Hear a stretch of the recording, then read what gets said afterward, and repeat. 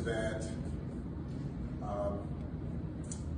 we have not yet seen the same kinds of energy and turnout in all quarters of our neighborhoods and communities as we saw when I was running. Now, I also want to say that that seems to be more pronounced with the brothers.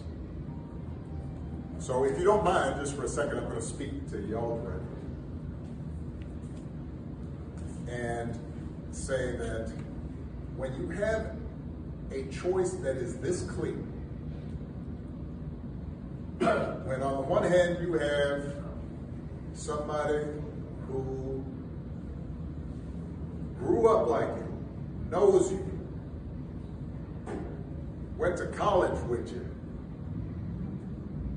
understands the struggles and pain and joy that comes from those experiences. Who's had to work harder and do more and overcome and achieves the second highest office. Let me start recording. Let's get it. Let's get this thing cracking. All right. What's going on, man? We in the building. We in the building. It is I, Tariq Nasheed, in the building, ladies and gentlemen. We are in here. Everybody start piling on in.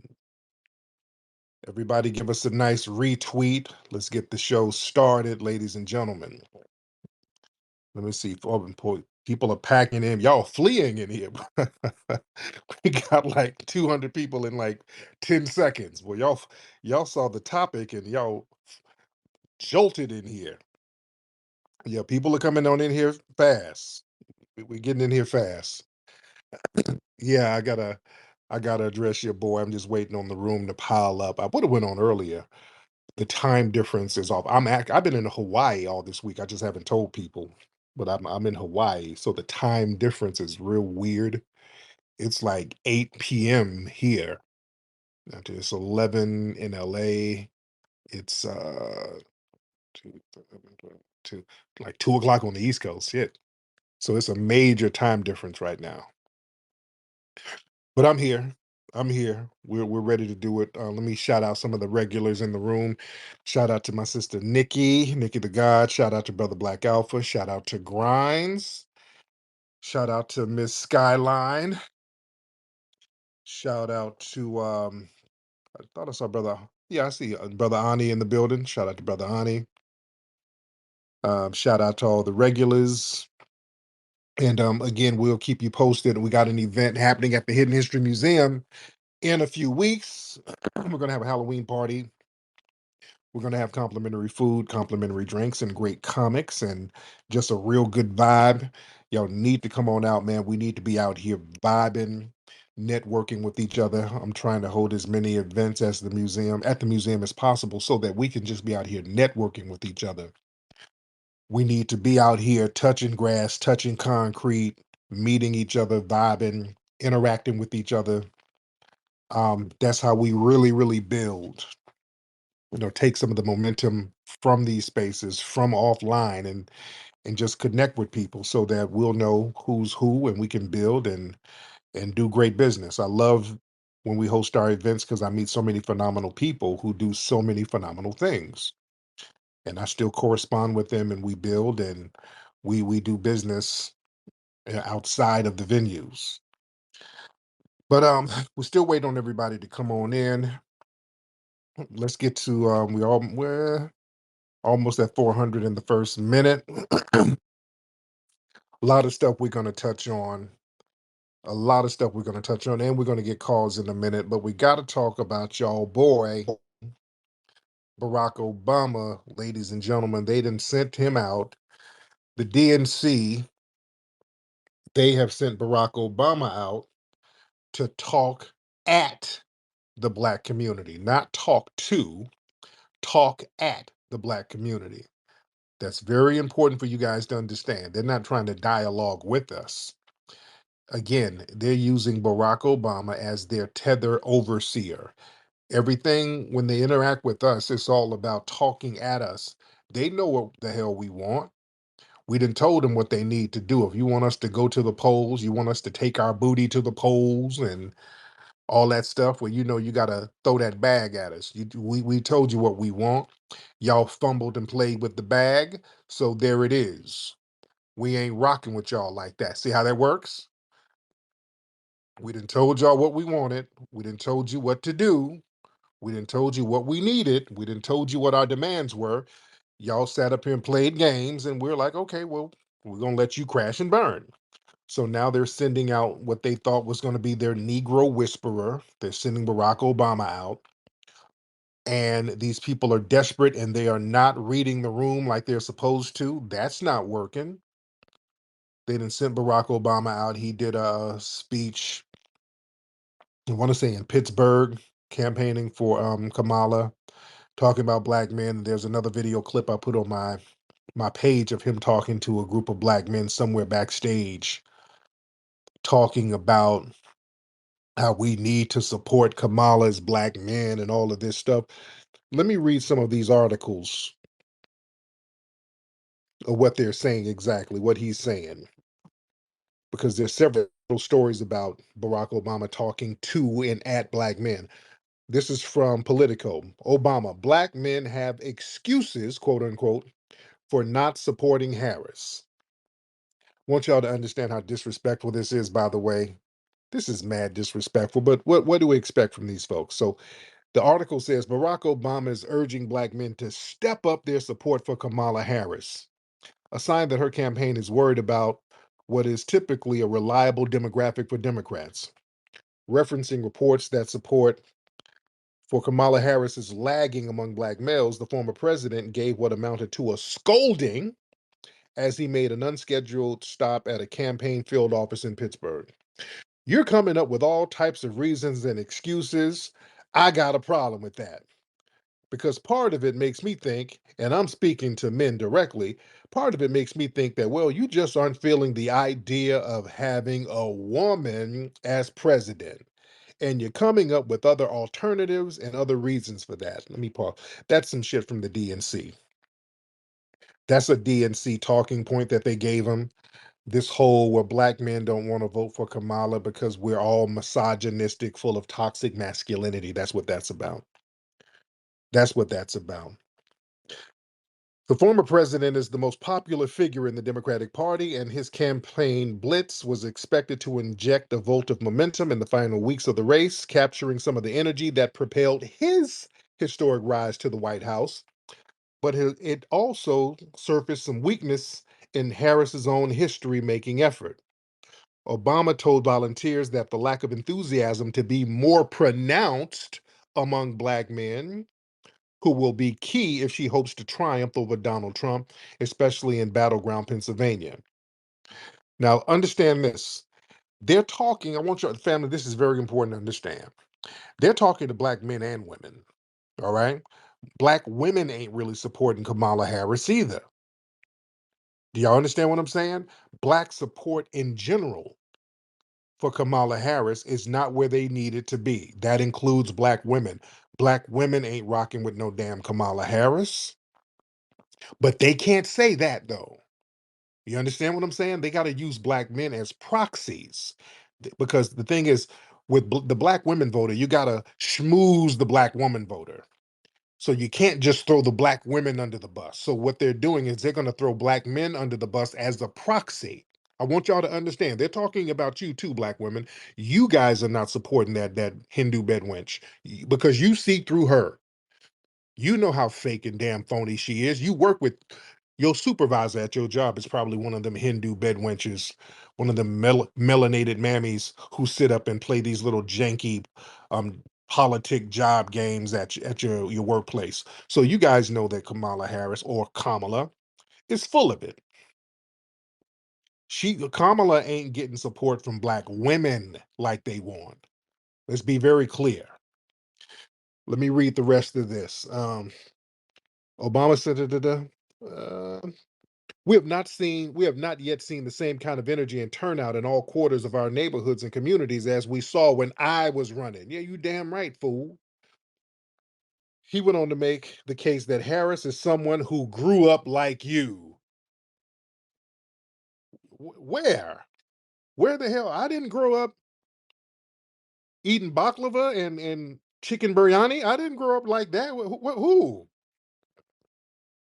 Yeah, man, if they don't stop trying to cosplay this woman, she didn't grow up like us. Kamala Harris didn't grow up like us. We ain't immigrants. We weren't raised by East Indians. She did not grow up like us.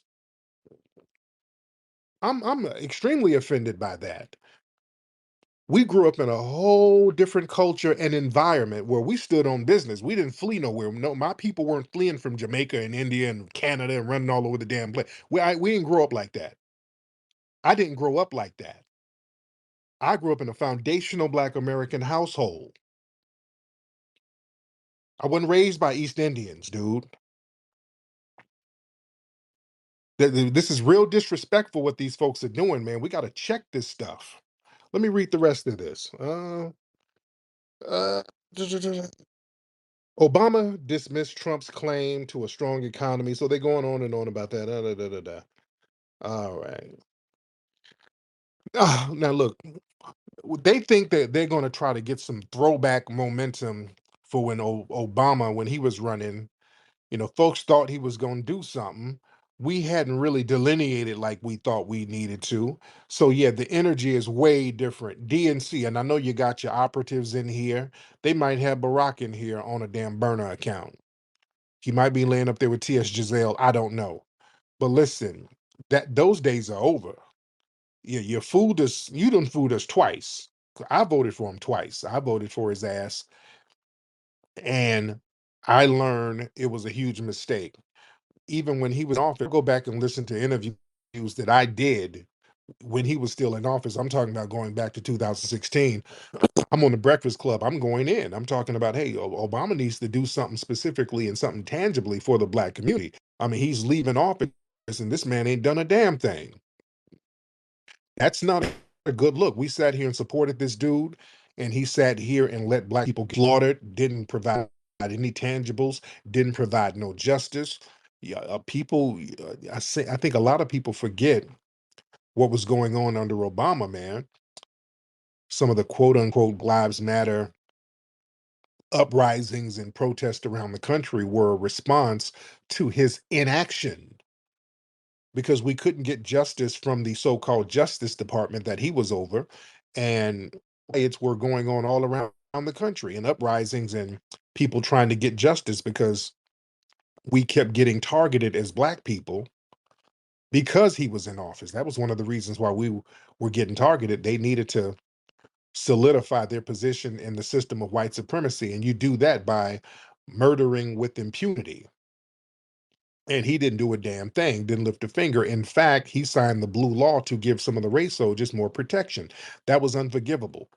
He should never be able to show his face around us again. That was unforgivable for him to do that. Not only did he not pay soldiers, he sat here and gave them more protection. So when people start talking about Trump is going to give qualified immunity, Obama already did a version of that. That was Obama already. Y'all not going to put that on no Trump and nobody else. Obama and those guys were protecting race soldiers. They didn't do a damn thing to punish these people for harming us. You don't show your face no more, dude. I'm offended by Obama. And look, when all of this stuff was going down, man, they would call us. We would have to go out here and help people get justice, man. Us on the grassroots, some of us, us on the influencers, man. We were the ones having to go around the country helping people out, bailing people out of jail, feeding people's families. Man, I'm cool on Obama, man. I'm offended when this dude brings his little old lanky moist ass out here talking about what we need to do. Oh, I'm gonna talk to Black men. I mean the Black man, yeah, the Black man. You ain't no Black man. You a moist, ashy tether. You're not at liberty to come talk to us about anything. You damn sure ain't at liberty to come wag your finger to us about us supporting another do nothing tether who done already told black people what the hell she ain't gonna do. Let's not forget, Kamala Harris told us with her full chest what she ain't gonna do for black people. Flock her. I'm trying to be politically correct with the language, but flock her. That woman told us what she ain't gonna do for black people. You don't ever say that to a constituency. You don't say that to people. You'd never go out there and say what you ain't gonna do for Asians, what you ain't gonna do for the LGBT, what you're not going to do for the red Native Americans, what you ain't gonna do for the Jewish community, what you ain't gonna do for the Hispanic community. You would never say that. She brought her little old funky baklava eating ass out here to say, yeah, I ain't gonna do nothing that's only gonna benefit black people. No. Well, we ain't voting for your ass. See how that works? Don't come around trying to shame us. You're not shaming East Indian. East Indian men don't rock with her. That's her community. East Indian men, they done been told her to kick rocks. They ain't supporting her at all. They never go to East Indian men to try to shame them. That's her community. That's her community. It ain't us. Her doing them little old offbeat dances further proves that she ain't us. She's never on beat. She tries to cosplay as us and all offbeat. One nation under a groove. Is that how I do it? Man, this woman ain't got nothing to do with our damn culture, man. This is a cornball cosplaying tether. And black people, you are right for not supporting her. And let me tell you something. What they're doing now when they got Obama running around here talking at black people, see what they're doing. Let me tell you the deal is, family. They know Kamala's about to lose. See, they're looking at these numbers and they're looking at some of the internal thing, and it looks like that Kamala's on the road to losing. So sending Barack Obama out here to really talk at black people and black men sounds like they're setting up their excuse already. So when Kamala loses, they're going to be like, "Oh, it was those black men. Oh, black women, you're fine, but oh, those it was those misogynistic black men who want to be like Trump. They want Trump's white supremacy power." Oh, so that's what they're sounding like they're trying to do. Sounds like they know that Kamala Harris is losing, and they're trying to set the excuse up so they can alley hoop it. When she loses, they're going to place the blame firmly on black men. They're getting it set up. Let me get something in here real quick because we got a lot of folks requesting Grinds. What's up, brother? Brother Grinds, what's What's going happening? on, brother Tariq? I'm good. How you doing, sir? Pretty good. Yeah, they will be trying to make us the scapegoat for should she lose, the same way that they were plotting to do that both times that Stacey Abrams lost. Um, but what's Yep. crazy is that on MSNBC, Joy Reid asked what's her name, Jasmine Crockett, about her confidence in Kamala's chances in winning. And she said she wasn't really as confident, but she was still going to support her anyway. And she made mention of the fact that there were people in that party that was having meetings, and she said that she would not name them. So unfortunately, black men will be the scapegoat instead of those white supremacists that ran that party that flat out said that the president cannot be Vice President Harris. Yeah. Yeah, and yeah, I think I saw something like that where Jasmine Crockett was saying that there was some internal stuff going on.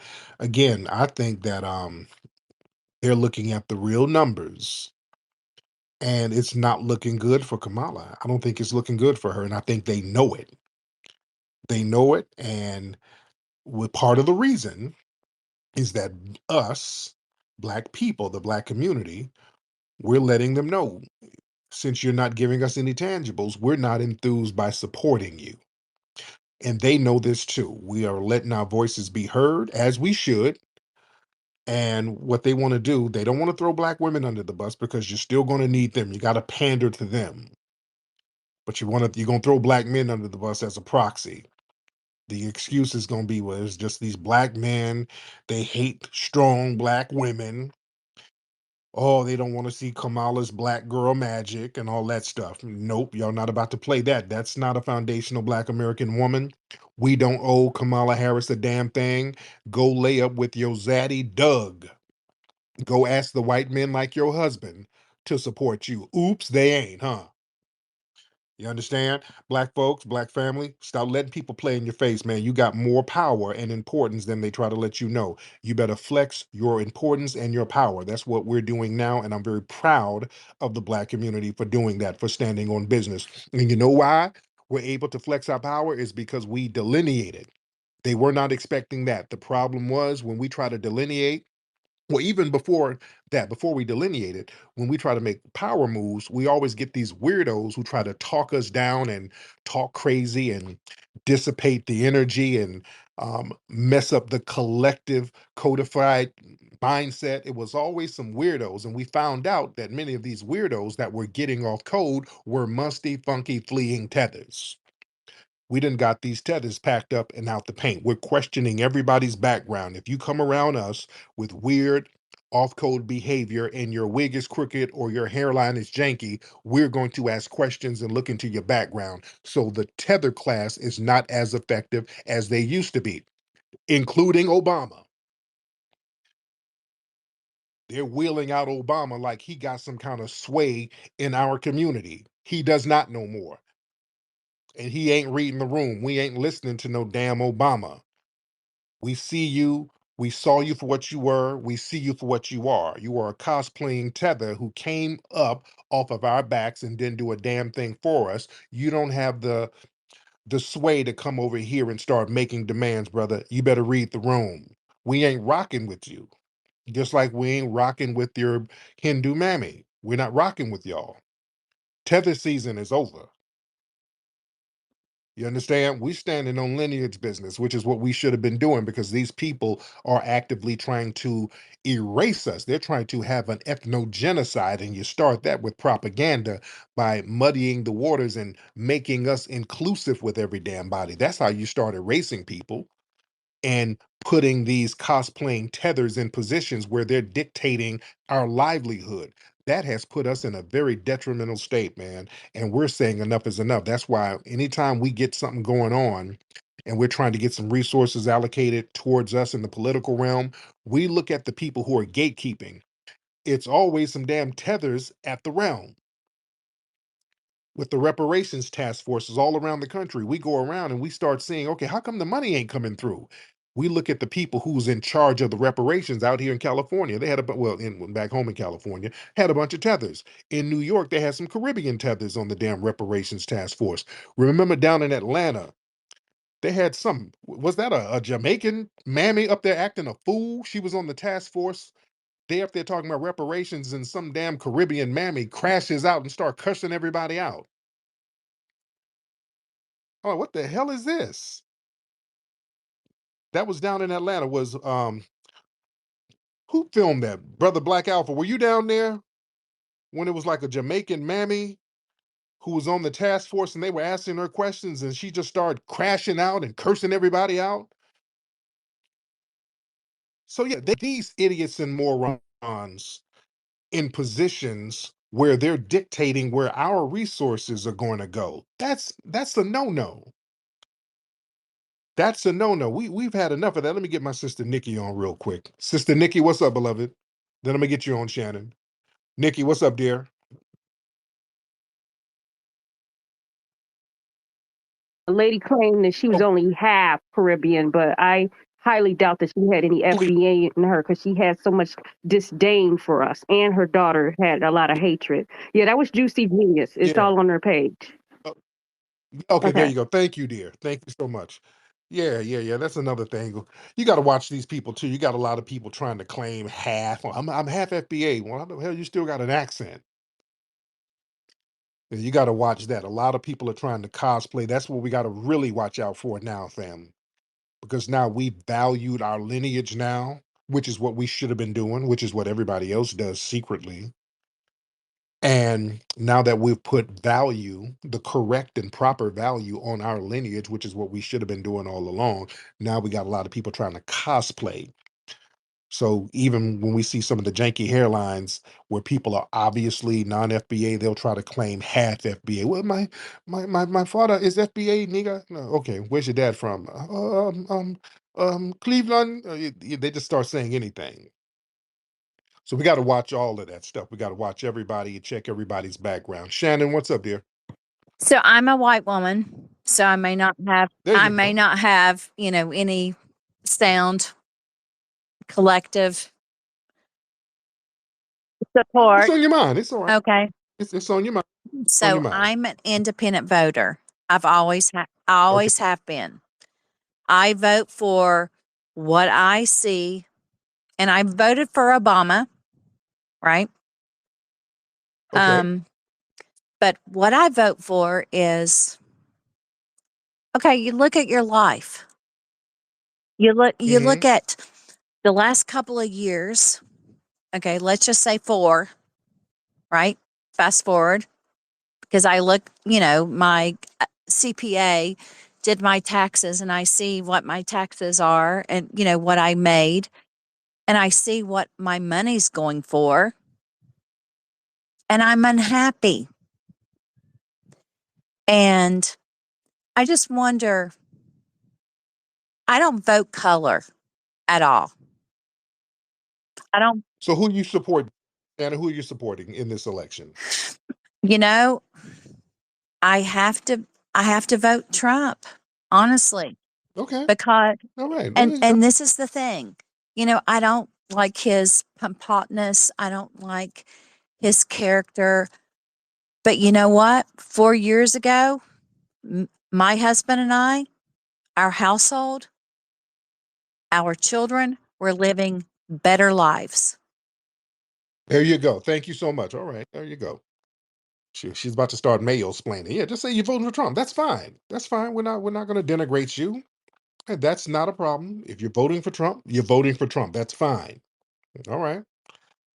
We don't have to Mayo splain. That's fine. And it's understandable. It's understandable. Um, y- Anybody supporting Kamala, it really doesn't make any sense. Who's really supporting Kamala? For real, for real. I know their numbers got to be worse than what they're saying. I think their numbers are horrible. I don't know nobody who's supporting Kamala except elderly people. I know some elderly people, but other than that, elderly people and LGBT, like T.S. Giselle is up here. Nobody's really supporting her. Let's keep it a buck. Who's really supporting Kamala Harris and this administration? Nobody's really supporting them. There's no enthusiasm, as there shouldn't be. Why should there be enthusiasm? Look, foundational Black Americans, we are the base of the Democrats. But they've been playing this benign neglect game where they're going to ignore us and still try to con us into voting and shame us into voting. And we've got our collective self-esteem up where that game is over, family. All you DNC people, I want y'all to listen. That whole low self shit that Black folks used to be on, we ain't on that no more. There's a major delineation movement where we see value and pride in our lineage and who we are. And we're just not going to let folks talk to us crazy no more. You understand? And I made a decision years ago to never let people denigrate foundational Black Americans. That's why I'm on everybody's bumper. If I see anybody talking greasy, I'm on your bumper. Like when I went in the room with Myron and Sneeko, and I slaughtered about 10 of them by my damn self. I'm on that type of time. I'm like Wesley Snipes and Blade on these damn tethers. I'm the tethernator. I'm the tether slayer. That shit where y'all come over here after my family, then forged a way for you to get out of your slums and shanty towns to come over here and eat good and you're gonna be disrespectful. Damn that. Those days are far over. And it should have been over a long time ago anyway. But you know what? Truth be told, we didn't know that the disrespect was as vicious as it was until some of these social media platforms like Clubhouse and these Twitter spaces too. A lot of people really didn't know. Now I knew because I would talk to people and I would always tell folks what some of these tether classes would be saying. A lot of folks didn't, it really didn't register until platforms like Clubhouse start popping. Then you people started to see in real time what these tethers really felt about us. Y'all remember a few years ago, they would be on Clubhouse, just nothing but rooms denigrating us. They would be in these rooms. All of these rooms would be filled with musty little ashy tethers, just talking greasy about us, saying vile things about us. And a lot of folks were like, oh my God, what the hell? But they've always been on that. They were just doing it behind closed doors. They always been on that, man. Truth be told, they always been on that. For the last, I would say for the last 40 years, that's what they've been on, man. It's just been behind closed doors. And now when you get to peak, when people are in their homes, but they're on a social media platform, so you can hear their conversations among each other publicly, that threw a lot of foundational Black Americans back, like, damn, that's how they feel? So that woke a lot of us up. But again, I've been knowing they've been on that. And we acted accordingly. We said, okay, well, if we're all that and we're lazy akatas and jareers and y'all work so hard, well, damn it, oh, you own us and you handle your business. Let's get what's your name? E-commerce? Well, e-com queen. Yes, hey Tariq, thank you for having me. I was Oh, on your Twitter space a couple of years ago, and I told you okay, then that I was voting for Trump, but my husband hated go him, ahead. and and he was voting for Biden. You're like, oh, that's a crazy household. So I'm not sure if you remember that conversation, but in any case, I don't understand how Black people could be voting for their own demise. So when we vote 80-90% for the Democrat Party, we are voting for illegal immigrants being dumped in our communities and taking all the resources. Now, I want to know like what you think is going through our minds when we're voting for 10 to 20 million illegals getting 15,000 dollars cash on their food stamp cards, getting food stamps, getting free rent, free everything, free phones, free medical care. And whenever we have been asking for any kind of resources, whether it be Chicago, South Central, Oakland, Baltimore, they can never find the money. But they have somehow Right. found $3 and $4 billion for illegal immigrants who just came across the border a couple of months ago. And so I'm so angry that our people can't get it through their thick heads about what is happening to our communities and how these illegal immigrants and the Democrat Party are terrible for our plight and for FBAs. What do you think about that, Tariq? Yes, I feel you 100%, sis. And truth be told, again, I think a lot of us are waking up. A lot of Black people are waking up. I just don't, who's supporting Kamala at this point? Who's really supporting the Democrats at this point? This is why their numbers are struggling. Again, you have the elderly, who's going to be loyal to a fault. You got the LGBT. They're going to support the Democrats because there's Bucci Cat on the menu, and then you have African and Caribbean immigrants. But as far as foundational Black Americans under the age of 50, I don't see too many of them supporting the Democrats. And if you are, I would like for y'all to come up and explain why. And I'm not talking about the people who are Democratic shills, because you do have a lot of people who are Democratic shills. And you can tell they're Democratic shills because they start spewing a whole bunch of DNC talking points. Well, first of all, I'm supporting Kamala because the immigration is happening because Trump and his buddies had they didn't sign a partisan bill, and when they okay, nigga, that's some DNC shill stuff. That's not a real legitimate support system. You're some kind of shill for the Democrats. I think a lot of Black folks have woken up. They're like, hey, y'all not going to scare us this time. And what they try to do with Trump, they try to make him the face of white supremacy.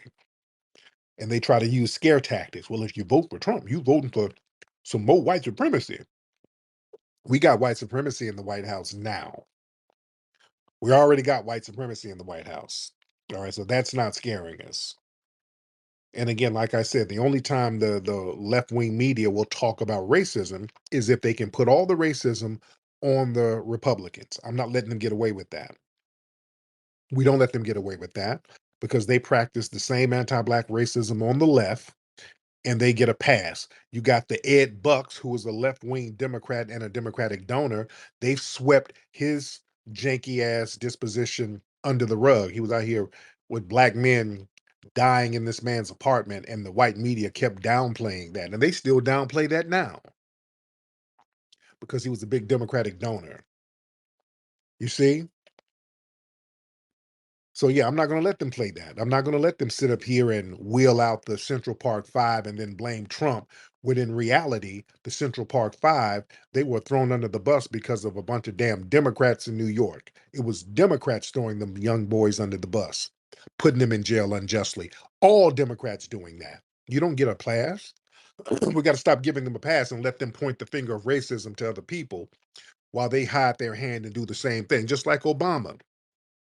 You're not going to come out here and reprimand and scold black men about how we need to support some damn Kamala Harris who done locked black men up left and right out here. We don't owe Kamala a damn thing.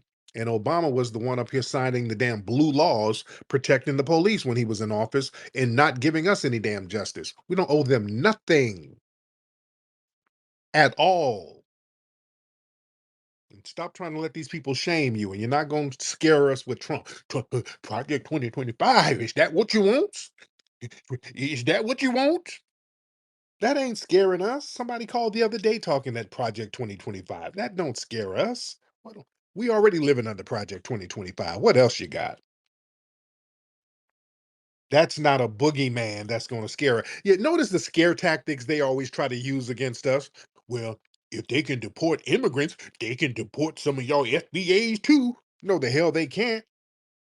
The hell they cannot deport us. And another thing, shout out to my sister Nikki the God for sending me this clip. Family PBS. They got a documentary about the Great Migration in America from the South, that a lot of black people moved from the South to the North. This is Skip Gates and the Boule. It's PBS, Skip Gates and the Boule. All right, Skip is a major Boule guy.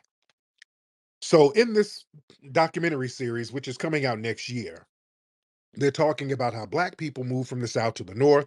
And in the trailer, they keep trying to tie that in to compare it to immigration. Like, yeah, the idea of people leaving somewhere and forging a new life, that's like the immigrant story. And the immigrants came over and did the same thing. And immigrants and migration. Man, that is so damn disrespectful. Us and remember, Tethers would call up here, usually DNC Shields, talking about, well, you niggas fled from the south to the north. You immigrated too. You niggas fled too. They always try to compare our migrations or us moving around the country to immigrants fleeing. That ain't the same thing in any sense of the damn word. That is not the same thing. Us moving around freely, exercising our rights as citizens, is about standing on business. Our foundational Black American family members, they didn't just haul ass and flee and leave shit behind. Because even when our families went to the North, we were going back and forth to the North and South. We still had family and homes in the South, and we still interacted with each other. Also, there were Black people already in the North. Black people were in the North for centuries. Some of the earliest inhabitants of New York were Black people. You had Seneca Village in New York, which was a Black enclave. Let's not let people play games with history. We were already in the North. We were already going back and forth. As foundational Black Americans, we were doing something called exercising our rights. We were not letting these people have us off in a shanty somewhere, having us cornered off in one section where we're being deprived of resources. We said no. If we are citizens in this country, which we are, and we are paying taxes, we're going to move freely around this country and exercise our rights as citizens and enjoy every inch of it. And we'll have to fight and kick ass to do so. And that's what we did. That's called standing on business. That is not no goddamn immigration. Do not disrespect my ancestors and our lineage by comparing us to immigration. No disrespect to the immigrants. Hey, man, you had to do what you had to do. That's okay, but that ain't our story. I ain't no fucking immigrant. I ain't got no immigrants in my family. There's no immigrants in my bloodline. None. Everybody in my family stood on some damn business. We ain't run, flee no damn where. We stood here, made it happen. City that we're in the country that we built. We built this and we said we're going to exercise and enjoy all the rights in this country we are citizens of that we built. Nobody in the world does it like that. So y'all not gonna compare us to some other shit now. That ain't it. Y'all not comparing us to something else. It's not an immigrant story. And also, when we went to the North, we still had to fight up in the North. When we went to the North, we didn't get new Social Security cards and all of that. We didn't get a new line of credit. See, a lot of people, when they flee from other places, they come over here and all your child support and all your credit and all your prison record, all of that disappears. Then you forge a whole new life because of the lane that we made. We didn't do that in the North. If we had a prison record, that stayed. If we had bad credit, that stayed. So we weren't running from anything. We still had to deal with our problems or our situations as citizens. We went up there to where the jobs were. We're like, hell, if we're going to deal with white supremacy, let me have a good job and deal with it. We still had to deal with racism in the North. That's why many of the riots were still in the North. We still stood on business now. Yeah, we weren't fleeing from nothing. Don't compare us to no goddamn fleeing. We had to fight in the damn North. We were whooping ass up in Harlem, whooping ass in Newark, whooping ass in Philly, whooping ass in Baltimore. We had to keep fighting up there, man. We had to still deal with the same National Guard that was in the South, the same National Guard was in the North. That ain't no immigrant story, man. That's exercising your rights and demanding that your rights be recognized as citizens in your country. That's not an immigrant story. Do not let these people compare us to no damn immigration or immigrants, man.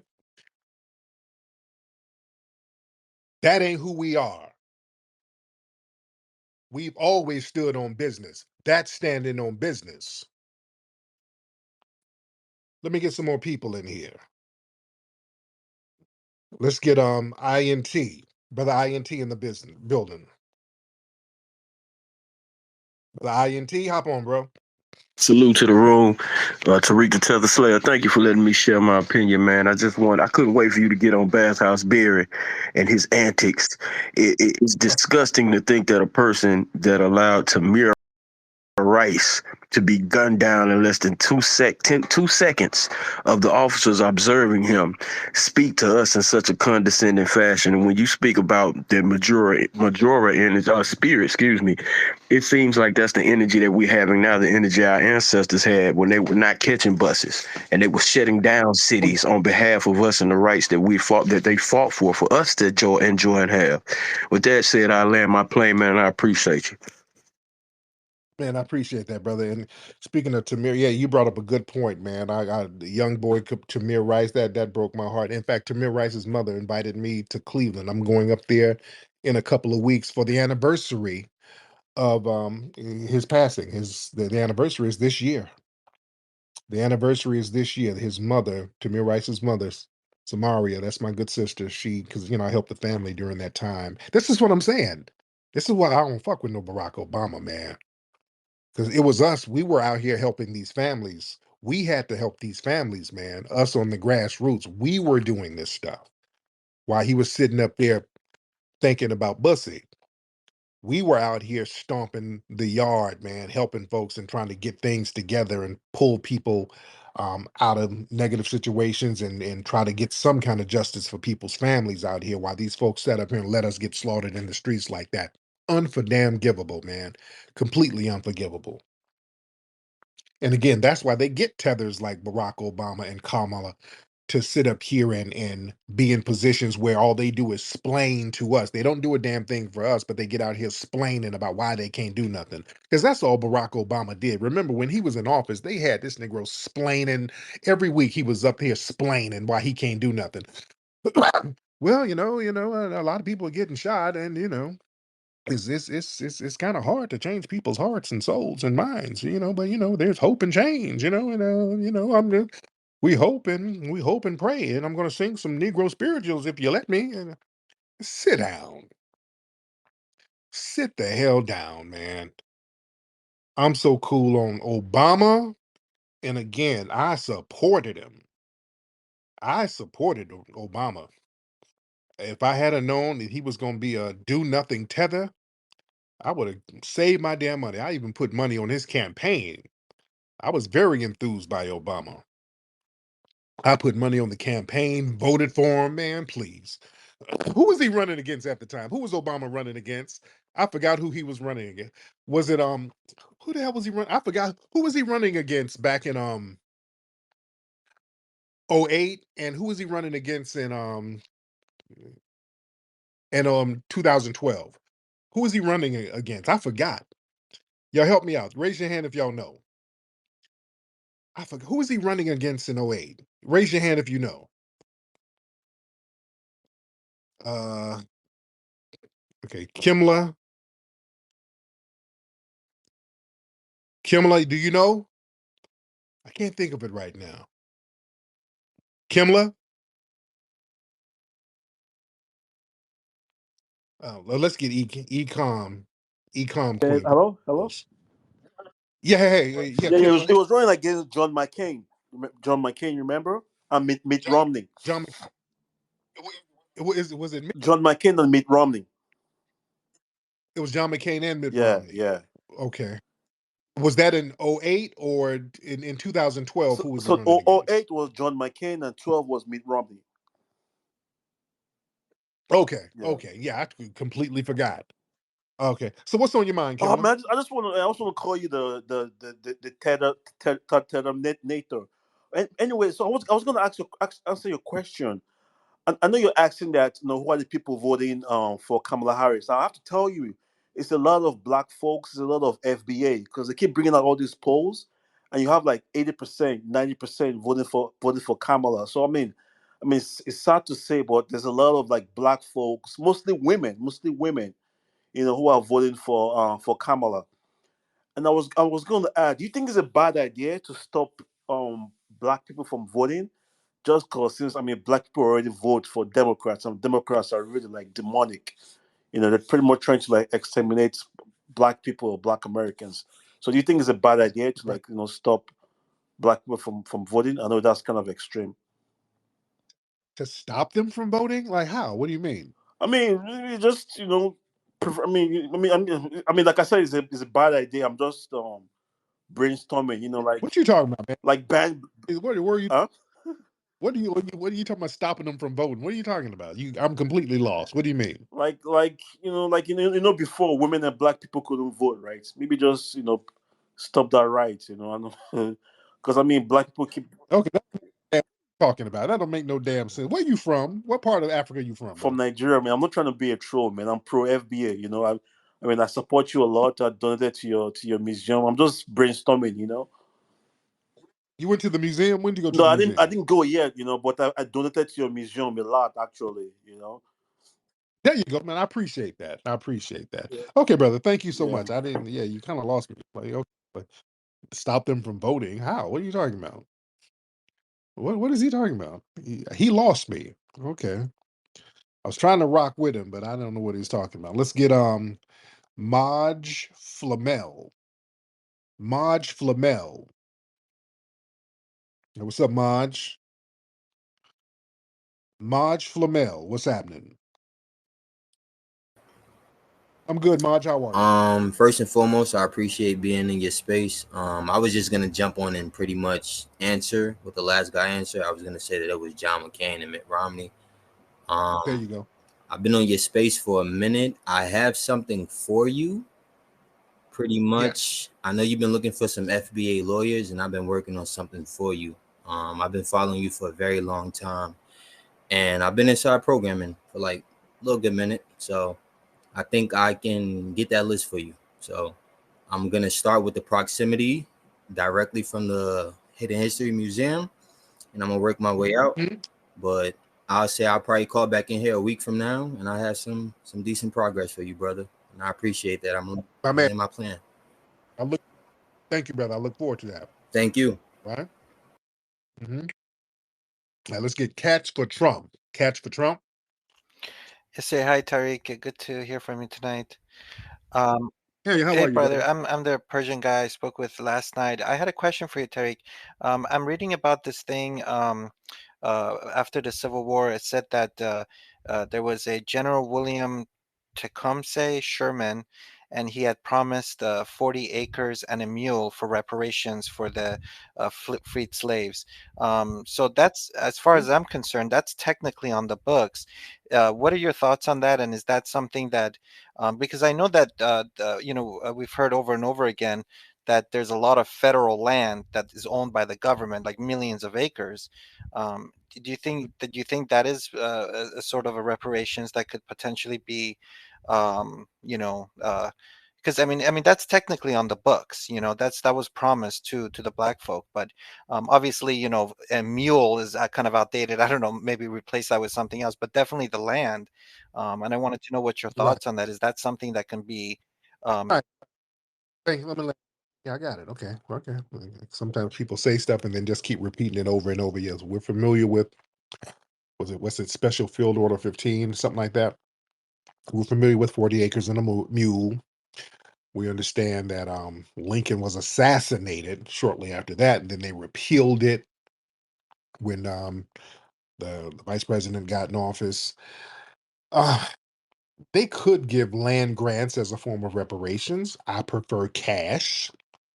I don't want us to be cornered off in one specific place. I want us to be able to get land wherever we choose to get land. I don't want us to be cornered off on some reservation somewhere because all they'll do is have the white supremacists try to poison the water or something like that. So I'm not big on us being just kind of cornered off somewhere where we ain't really controlling the surrounding environment. That's very important. So I'm for land grants where we can kind of pick and choose where we want to go in addition to cash payments. So there's different ways that we can work that reparations thing out. There's different ways to do it, but it has to be tangible. I'm not talking about reparations in the form of education. That's not tangible. I don't want a discount coupon for housing. I don't want a free oil change. None of this goofy ass stuff that they be trying to promote as reparations. No. Brother Moko, what's happening? What's going on, brother Tariq? Man, thanks for all your work. You know what I'm saying? I want to shout out everybody in the space. That Nigerian sound like he was the nephew of Margaret Sanger or some shit like that, because that banning the right to vote and all that sounded idiotic. I think he was really business with that. Um, the second point I wanted I, to you was, what do you think about as a form of reparations, everything being free for the victims of racism, white supremacy? well, that can be kind of touchy. Just give us. They can just give us the money because yeah, it's going to be kind of hard to give stuff away free. And if it's free, they're going to make sure that it's going to be a degraded quality if it's going to be free. It'd be like the school lunch program. Give you cold sandwiches, an apple, and a little carton of milk. It's going to be some very bare minimum. I'm not trying to have a free lunch program. No, give me the money, and I'm gonna do what I need to do with the money. Rude work, feel that natural flow. Rude work, Stay fresh wherever you go. Rude work, I like the way it feels. Rude work, the magic is so real.